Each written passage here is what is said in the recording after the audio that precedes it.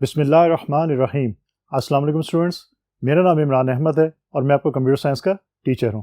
Students, आज का जो हमारा लेक्चर है हमारी बुक के चैप्टर नंबर 9 से लिया गया है। और स्टूडेंट्स, आज के लेक्चर के अंदर हम ये देखेंगे कि माइक्रोसॉफ्ट एक्सेल के अंदर अगर हमने किसी भी सेल के अंदर जो वैल्यूज़ मौजूद होती है उनकी फॉर्मेटिंग करनी है, मीन उनमें कुछ चेंज लानी है, तो हम कैसे ला सकते हैं। स्टूडेंट्स, आज के लेक्चर में आपको ये मैं बात डिटेल के साथ बताऊँगा। तो स्टूडेंट्स, फिर आइए आज का लेक्चर फॉर्मली स्टार्ट करते हैं। तो सर, जिस तरह मैंने आपको ये बताया, चैप्टर नंबर 9 है हमारा, इसका नाम है स्प्रेडशीट प्रोसेसिंग। इसके अंदर आज हम बात करेंगे सेल फॉर्मेटिंग की। स्टूडेंट्स, आपको ये आइडिया है और प्रीवियस लेक्चर्स में हम ये बात कर भी चुके हैं कि आपके जो स्प्रेडशीट सॉफ्टवेयर है या माइक्रोसॉफ्ट एक्सेल है वो बेसिकली आपके जो रोज एंड कॉलम की शक्ल में होते हैं। और स्टूडेंट्स, सेल की डेफिनेशन आपको याद होनी चाहिए। मैं दोबारा एक दफ़ा बता देता हूँ कि intersection of rose and column को हम सेल का नाम देते हैं। आप जो भी वैल्यू पुट करते हैं, कोई टेक्स्ट पुट करते हैं या कोई नंबर आप पुट करते हैं आप माइक्रोसॉफ्ट एक्सेल के अंदर वर्कशीट के अंदर, तो स्टूडेंट्स वो बेसिकली आप वैल्यू सेल के अंदर ही पुट करते हैं। अब उस वैल्यू के अंदर आप कोई चेंज लाना चाहते हैं, मीन उसका आप स्टाइल चेंज करना चाहते हैं, आप उसको कलर करना चाहते हैं, या आप उसका साइज इंक्रीज या डिक्रीज करना चाहते हैं, या कोई और फंक्शन परफॉर्म करवाना चाहते हैं, तो उसको स्टूडेंट्स हम फिर सेल फॉर्मेटिंग का नाम देते हैं। तो आज हम ये देखेंगे कि सेल फॉर्मेटिंग होती कैसे है। To enhance the appearance and to improve readability of our worksheet, we can format the information in cells either before or after entering the data.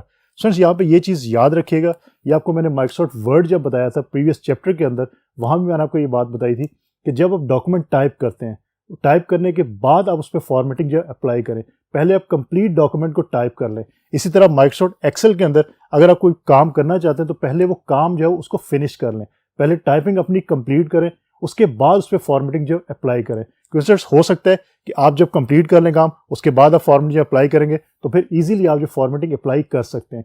लेकिन अगर आप कोई एक लाइन लिखते हैं या एक सेल के अंदर इन्फॉर्मेशन लिखते हैं, उसको आप फॉर्मेटिंग करना शुरू कर देते हैं और फिर दूसरे सेल के अंदर इन्फॉर्मेशन लिखते हैं, तो पॉसिबिलिटी है कि अगर आपने बहुत ज़्यादा सेल्स के अंदर सेम फॉर्मेटिंग करनी है, लेकिन आप 1 बाय 1 अगर फॉर्मेटिंग कर रहे हैं और उसके साथ साथ आप टाइपिंग भी कर रहे हैं, तो फिर पॉसिबिलिटी है कि गलती का चांस इंक्रीज हो सकता है।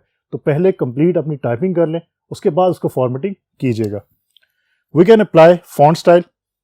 स्टूडेंट्स, इसके अंदर क्या हो सकते हैं, अगर आपने सेल के अंदर कोई टेक्स्ट लिखा हुआ है तो उसका फॉन्ट स्टाइल आप चेंज कर सकते हैं, साइज आप इंक्रीज और डिक्रीज कर सकते हैं। अगर आप उसको हेडिंग बनाना चाहते हैं तो उसका साइज जो आप इंक्रीज कर सकते हैं। जस्ट लाइक ये वही ऑप्शन है जो हमने माइक्रोसॉफ्ट वर्ड के अंदर भी देखी थी।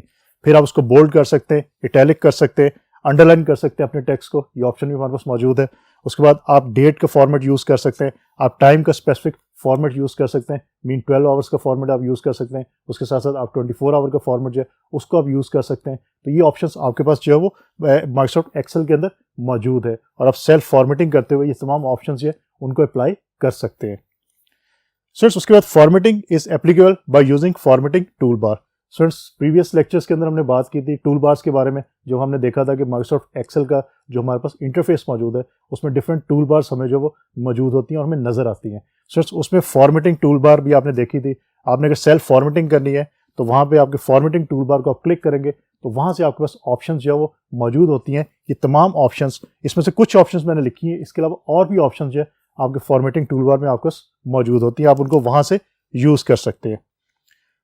Format menu, format dialog box. Students, जब भी आप फॉर्मेट मेन्यू को क्लिक करते हैं, मीन फॉर्मेटिंग टूल बार के थ्रू आप उसको ओपन कर सकते हैं, और उसके साथ साथ आप अगर सेल के ऊपर जाके डबल क्लिक करते हैं तो तब भी आपका फॉर्मेट मेन्यू जो है वो ओपन हो जाता है और उसके अंदर फॉर्मेट डायलॉग बॉक्स एक ओपन हो जाता है। स्टूडेंट्स, कुछ एडिशनल आपके पास ऑप्शंस अवेलेबल होती हैं फॉर्मेट डायलॉग बॉक्स के अंदर।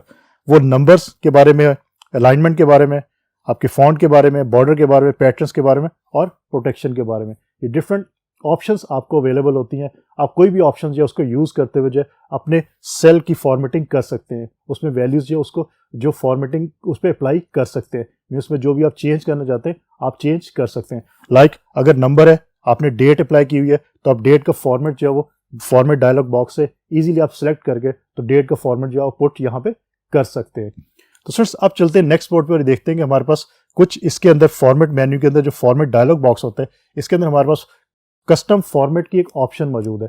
मीन आप कस्टमाइज भी कर सकते हैं फॉर्मेट्स को, कि कुछ ऐसे फॉर्मेट जो आपको बाय डिफॉल्ट अवेलेबल नहीं होते फॉर्मेट डायलॉग बॉक्स में, लेकिन आप उसको खुद से, मीन वो यूज़र डिफाइंड आपके जो है वो ऑप्शंस होती हैं, आप उसको खुद से कस्टमाइज कर सकते हो, बना सकते हो। हम उसके बारे में थोड़ा सा बात करते हैं और इसके लिए हम चलते हैं फिर नेक्स्ट बोर्ड के ऊपर। सो लेट्स सी।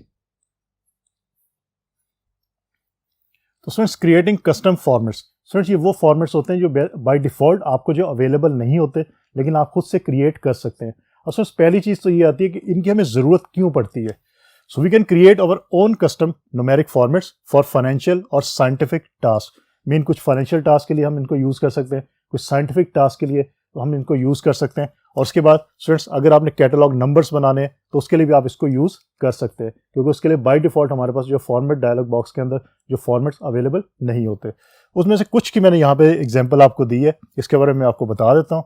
जो सम सिंबल्स मीन हैश का सिंबल है आपका, using hash insignificant zeros will not display. Period, it indicates that how many digits appear to right of a decimal point. Zero, it determines that how many digits will display on either side of a decimal number. So अगर अब मैं आपसे ये कहूँ कि इन symbols के against जो meaning है इसको याद करें तो हो सकता है आपके लिए ये मुश्किल हो। इसकी बजाय आप इन सिंबल्स को जेन में रखें और उसके साथ एग्जाम्पल को जेन में रखें, तो आपको मीनिंग जो है वो याद खुद से हो जाएंगे। एग्जाम्पल अगर आपके जेन में होगी तो आप खुद से ये डेफिनेशन खुद से लिख सकते हैं, आपको जरूरी नहीं कि इसको आप रट्टा मारें। इसके लिए सबसे पहले मैं हैश पे जाता हूँ और इसकी एग्जाम्पल को देखिए। अगर कस्टम फॉर्मेट आप जो है वो आपको अप्लाई करते हैं, हैश कॉमा और 3 दफ़ा हैश लिखते हैं अगेन, तो अगर आपको एक वैल्यू है 4500, तो वो वैल्यू आपकी जो है वो डिस्प्ले किस तरह होगी अगर आप हैश को यूज़ करते सिंबल को, तो 4,500। और आपने देखा होगा मनी को जब किसी भी मनी को आप जो रिप्रेजेंट करते हैं 4500 को, तो आपको कॉमा नॉर्मली नज़र आता है लिखा हुआ, तो सिर्फ उसके लिए आप जो है इस हैश के सिंबल को यूज़ करते हैं। और ये कस्टम फॉर्मेट है, या कुछ बाय डिफ़ॉल्ट फॉर्मेट मौजूद नहीं है ऐसा। तो इस तरह आप इस एग्जाम्पल को जेन में रखते हुए आप इसका मीनिंग खुद से लिख सकते हैं और खुद से कोई और एग्जाम्पल भी आप बना सकते हैं। देन पीरियड या dot, if custom format is equal to 3 hashes dot 0 0, देन 2.3 अगर वैल्यू है आपके पास तो वो आपकी कैसे चेंज होगी, वो आपकी 2.30 होगी। बेसिक स्टूडेंट्स ये आपको ये बता रहा है कि आपका कितने डेसिमल पॉइंट तक जो वैल्यूज होंगी। मीन डॉट 0 का मतलब है कि 2 पॉइंट तक आपकी होगी, तो अगर 2.3 है तो इसका मतलब है कि जो 3 है उसके साथ एक और 0 आपका ऐड होगा। अगर 658 की तरफ आते हैं तो इसको आप किस तरह डिस्प्ले कर सकते हैं, 658.00। सर आपको पता है कि डॉट के बाद अगर जीरोस हो तो उनके एज सच कोई वैल्यूज नहीं होती, तो इवन आप डॉट 00 लिखते हैं तो उसका 658 के ऊपर कोई इफेक्ट नहीं पड़ेगा। सर उसके बाद 0 को अगर हम ऐड करें तो हम ये कहते हैं कि if custom format is equal to 000, तो आपका जो 7 को अगर आपने रिप्रेजेंट करना है इस फॉर्मेट के अंदर तो वो 007 के तौर पर रिप्रेजेंट होगा। उसके बाद अगर 70 को रिप्रेजेंट करना है तो 070 के तौर पर रिप्रेजेंट होगा। सर ये भी आपको पता है मैथमेटिक्स के अंदर अगर लेफ्ट साइड पे ऊपर आप जीरोस ऐड करते जाते हैं तो उसका भी कोई इफेक्ट जो वैल्यू पे नहीं पड़ता। तो इसी तरह 007 का अल्टीमेटली मतलब यही है कि 7, और आपका ये 70 है 70 है तो 070 अगर आप लिखते हैं तो इसका भी अल्टीमेटली मतलब क्या है, वो 70 ही बनता है। तो सर ये फॉर्मेट आपके पास अवेलेबल है। इसके अलावा और भी आपके पास कस्टमाइज फॉर्मेट अवेलेबल है। आप माइक्रोसॉफ्ट एक्सेल को ओपन करें, उसके अंदर आप जो इसको चेक करें, नंबर्स की जो ऑप्शन है फॉर्मेट डायलॉग बॉक्स के अंदर, नंबर्स की ऑप्शन के अंदर आपके पास सबसे लास्ट के अंदर ये ऑप्शन मौजूद होती है कस्टमाइज की। आप कस्टमाइज जो है वो फॉर्मेट्स बना सकते हैं, उनको यूज़ कर सकते हैं और फिर उसको इस्तेमाल भी कर सकते हैं। तो सर अब चलते हैं हम नेक्स्ट बोर्ड के ऊपर और ये देखते हैं कि अगर हमने अपने सेल के अंदर अलाइनमेंट करनी हो टेक्स्ट की या नंबर्स की तो हम कैसे कर सकते हैं। सो लेट्स सी। तो स्टूडेंट्स अब हम बात करते हैं कि अगर हमने सेल के कंटेंट्स मीन सेल के अंदर जो भी टेक्स्ट लिखे हैं, नंबर लिखे हैं, उसकी अगर हमने अलाइनमेंट करनी है तो कैसे करते हैं। स्टूडेंट्स पहले तो ये देखते हैं कि when we enter text in a cell, Excel aligns the text to the left of the cell. Students जब भी आप टेक्स्ट को टाइप करते हैं किसी सेल के अंदर तो बाय डिफॉल्ट क्या करता है एक्सेल कि उसको लेफ्ट अलाइन रखता है बाय डिफॉल्ट। आप इसको चेंज कर सकते हैं, इसमें कोई इशू नहीं है, but for numbers Excel aligns them to the right. तो अगर टेक्स्ट होगा मीन अगर आपने कोई नेम लिखा है तो वो नेम आपका, या आपने कोई लेटर लिखा है तो वो लेटर आपका जो है वो बाय डिफॉल्ट लेफ्ट पे अलाइन होगा। लेकिन अगर कोई नंबर आपने 1 2 3 ये नंबर्स आपने लिखे तो वो बाय डिफॉल्ट जो क्या करेगा एक्सेल उसको राइट अलाइन करेगा। तो ये दोनों बाय डिफॉल्ट होते हैं, आप इन दोनों को चेंज कर सकते हैं। अब we can change the alignment to left align, right, centered और जस्टिफाइड। हम इसको सेंटर भी कर सकते हैं। उसके लिए आपको जो है वो सिलेक्ट करना पड़ता है सेल, और उसके अंदर जो वैल्यूज है उनको सिलेक्ट करके आप इसको बाय डिफॉल्ट से चेंज करके आप सेंटर कर सकते हैं, जस्टिफाई कर सकते हैं। और अगर टेक्स्ट आपका लेफ्ट पे है उसको आप राइट पे ला सकते हैं, और अगर आपके नंबर्स राइट पे है तो उनको आप लेफ्ट पे भी ला सकते हैं। तो फ्रेंड्स इस तरह आप जो अलाइनमेंट कर सकते हैं सेल की, आपके जो सेल के अंदर कंटेंट्स मौजूद है उनकी अलाइनमेंट आप अपनी मर्जी से जो भी रखना चाहें वो रख सकते हैं।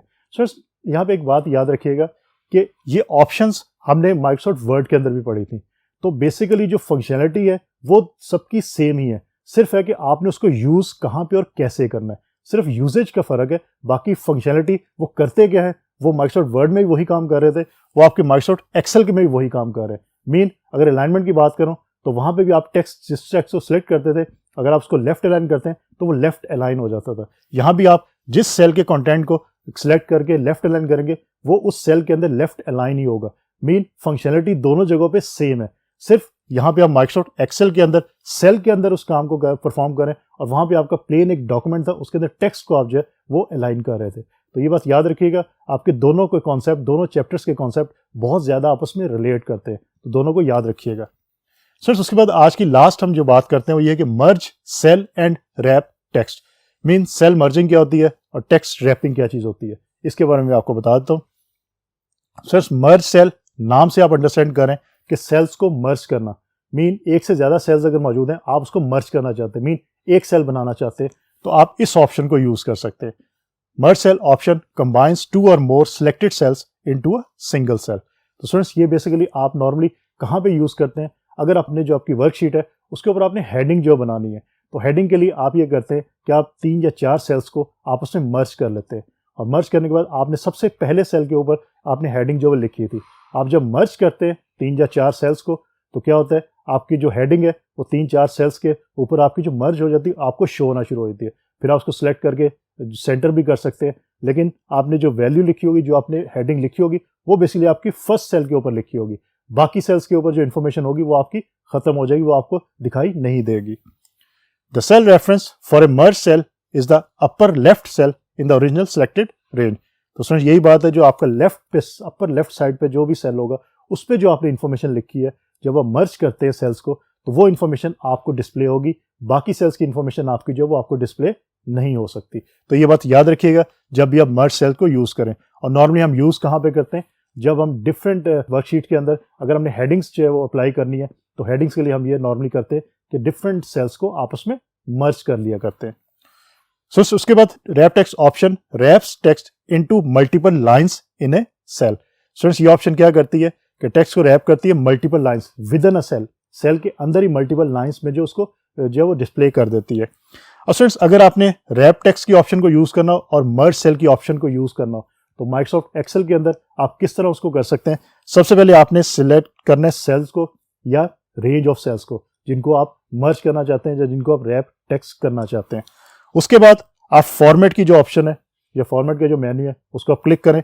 फॉर्मेट मेन्यू से आप फॉर्मेट सेल की जो ऑप्शन है उसको आप क्लिक करते हैं, और देन आप अलाइनमेंट टैब या जो भी आपने यूज़ करना है आप उसको यूज़ करते हैं, और फिर ओके को आप प्रेस करते हैं। तो इस तरह आप ये ऑप्शन जो है जो भी ऑप्शन आपके पास मौजूद है, इन ऑप्शंस को आप यूज़ कर सकते हैं। मीन अगर हम फॉर्मेटिंग की बात करें तो आपके माइक्रोसॉफ्ट एक्सेल के अंदर जो फॉर्मेट का टैब है या फॉर्मेट का मेन्यू है उसके अंदर आपको ये सारी ऑप्शन जो है वो अवेलेबल होती है, आप इनको यूज़ कर सकते हैं, और यूज़ करने के बाद जो भी आप फंक्शन परफॉर्म करवाना चाहते हैं वो आप फंक्शन ईजिली परफॉर्म करवा लेते हैं। तो फ्रेंड्स बेसिकली आज का जो हमारा लेक्चर था उसके अंदर हमने ये देखा कि अगर माइक्रोसॉफ्ट एक्सेल के अंदर हमने सेल के अंदर हमारे पास कोई टेक्स्ट मौजूद है, उस टेक्स्ट पे आपने कोई फॉर्मेटिंग अप्लाई करनी है, मीन उसका फॉन्ट स्टाइल हमने चेंज करना है, फॉन्ट साइज इंक्रीज या डिक्रीज करना है, फॉन्ट का कलर हमने चेंज करना है, फॉन्ट को हमने जो बोल्ड करना है, इटैलिक करना है या अंडरलाइन करना है आपने, तो वो काम आप कर सकते हैं। फॉन्ट के अलावा अगर आप नंबर्स की बात करते हैं तो नंबर्स पे आप यही तमाम फंक्शंस परफॉर्म कर सकते हैं। आप उसका कलर चेंज कर सकते हैं, उसके इवन बैकग्राउंड का आप कलर चेंज कर सकते हैं, उसके बाद बॉर्डर्स शेडिंग अप्लाई कर सकते हैं। तो ये तमाम फंक्शंस आपके सेल फॉर्मेटिंग के अंदर ही आते हैं। फ्रेंड्स उसके बाद फिर हमने ये बात की थी कि अगर हमने मर्ज करना है दो से ज़्यादा सेल्स को आपस में, तो हम इजीली उसको मर्ज कर सकते हैं। मर्ज करने के बाद अगर हमने रैपिंग करनी है टेक्स्ट की तो हम वो भी इजीली कर सकते हैं। और उसके बाद हमने ये देखा कि हम ये काम फॉर्मेट का जो हमारा मेन्यू है उसके थ्रू हम ये काम इजीली जो परफॉर्म कर सकते हैं। तो स्टूडेंट्स उसके साथ साथ एक चीज़ और हमने देखी कि अगर हमारे पास फॉर्मेट मेन्यू के अंदर जो बाय डिफ़ॉल्ट कोई बिल्ट इन फॉर्मेट फंक्शंस नहीं अवेलेबल, तो हम उसको कस्टमाइज जो फंक्शंस है वो भी बना सकते हैं, उनको भी यूज़ कर सकते हैं। उसकी हमने एग्जांपल्स देखी, लेकिन उसके अलावा और भी एग्जांपल्स मौजूद हैं। आप माइक्रोसॉफ्ट एक्सेल को यूज़ करें, उसके अंदर बहुत सारी एग्जांपल्स आपको मिलेंगी, उनको अप्लाई करके देखें तो फिर आप उसको ईजिली अंडरस्टैंड कर सकते हैं। तो स्टूडेंट्स होपफुली फिर आज का लेक्चर आपको अच्छी तरह समझ आ गया होगा। इंशाल्लाह अगली दफ़ा नए लेक्चर के साथ दोबारा मुलाकात होगी। तब तक के लिए अल्लाह हाफिज़।